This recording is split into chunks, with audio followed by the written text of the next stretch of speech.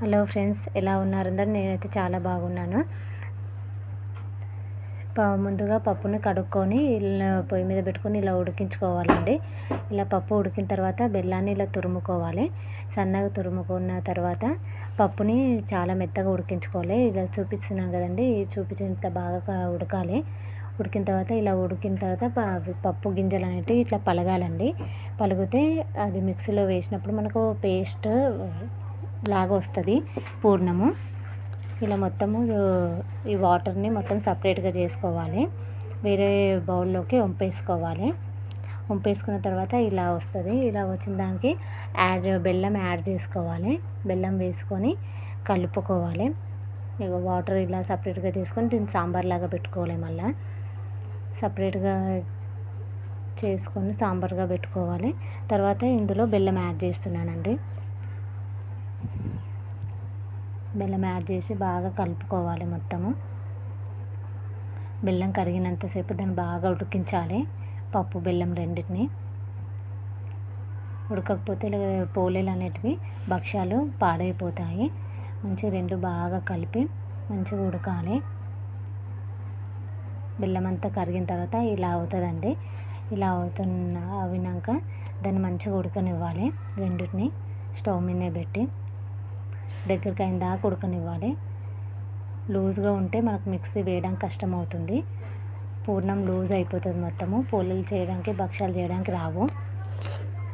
ఇలా పేస్ట్ చేసుకున్నానంటే మిక్సీలో వేసి ఇలా రావాలి మెత్తగా. ఇలా మెత్తగా కావాలి పూర్ణం మొత్తము. పప్పు మొత్తం ఇలా మెత్తగా చేసుకోవాలి. ఇలా మెత్తగా కావాలి పేస్ట్.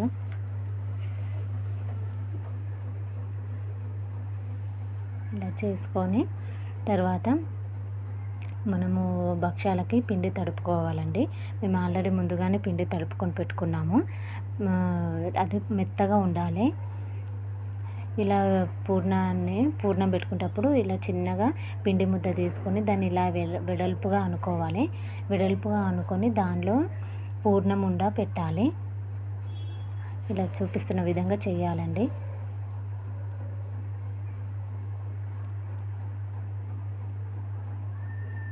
అలా అందులో పూర్ణం పెట్టాలి. ఇప్పుడు పెడుతున్నాం చూడండి. అలా పూర్ణం పెట్టాలి. మేమైతే బెల్లం వేసామండి, చూసారు కదా. అవసరం అంటే చక్కెర కూడా వేసుకోవచ్చు, కానీ చక్కెర హెల్త్కి మంచిది కాదు కాబట్టి మేము బెల్లం వేసుకుంటాము. ఇలా కట్టుకోవాలండి చూపిస్తున్న విధంగా. పూర్ణం లోపలికి అనుకుంటా పిండి ఇట్లా పైకి ఇట్లా అనుకుంటా ఇట్లా ఉల్లలాగా చేయాలి.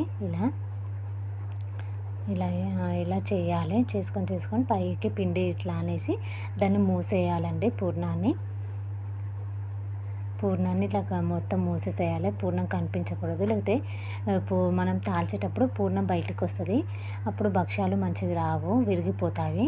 పూర్ణం బయటకు వచ్చినప్పుడు ఇలా రేకు ఉందండి నాకు, దాని మీద చెయ్యను పీట మీద రేకు పెడితే రేకు మీద సన్నగా వస్తాయి. రేకు మీద ఫస్ట్ ఆయిల్ వేసుకోవాలి. ఆయిల్ వేసుకొని ఆ ఉండను పొడి పిండిలో అద్దేసి ఇలా కొట్టాలి. సన్నగా ఇలా అనేసి రేకు మీద పెట్టాలండి. పెట్టి చపాతీలు చేసే కర్ర ఉంటుంది కదా, దాంతో తాల్చాలండి మంచిగా సన్నగా. మనకి ఎంత సన్నగా వీలవుతే అంత సన్నగా చేయాలి. ఈ రేకు మీద అయితే చాలా బాగా వస్తాయి. కొందరు పిండి పొలలు కూడా చేస్తారు. పిండి వేసి ఇంత కొడతారు, ఇట్లా లావుగా వస్తాయి అవి. ఇవైతే సన్నగా వస్తాయి. ఎంత సన్నగా చేసుకుంటే అంత సన్నగా వస్తాయి. రేకు పైన ఫస్ట్ అయితే నాకు రాకుండే, ఈ రేకు తెచ్చిన తర్వాతనే చేయడం వచ్చింది. ఇలా ఇక్కడ కొనలు ఏమన్నా లావుగా ఉంటే దాన్ని ఇట్లా చేతితో ఇట్లా సన్నగా అనుకోవాలి. అనుకున్న తర్వాత పెంక పైన కూడా ఆయిల్ వేసుకోవాలండి. ఫస్ట్ మనము నేను వేస్తున్నాను చూడండి. అలా పెంక పైన ఆయిల్ వేసేసుకొని ఇది ఇట్లా బోర్లా వేసి కొద్దిగా పూలని ఇలా భక్ష్యాన్ని ఇలా అనాలి పెంకకి. తర్వాత రేకుని నెమ్మదిగా తీసేస్తే అది భక్ష్యం మొత్తం పెంచు మీద పడిపోతుందండి. హైలో పెట్టుకొని భక్ష్యాలను మంచిగా కాల్చుకోవాలండి 2 సైడ్స్. టూ సైడ్స్ మంచిగా కాల్చుకోవాలి. టూ సైడ్స్ మంచిగా ఇట్లా పొంగుతాయి కూడా, మంచిగా పొంగుతాయి.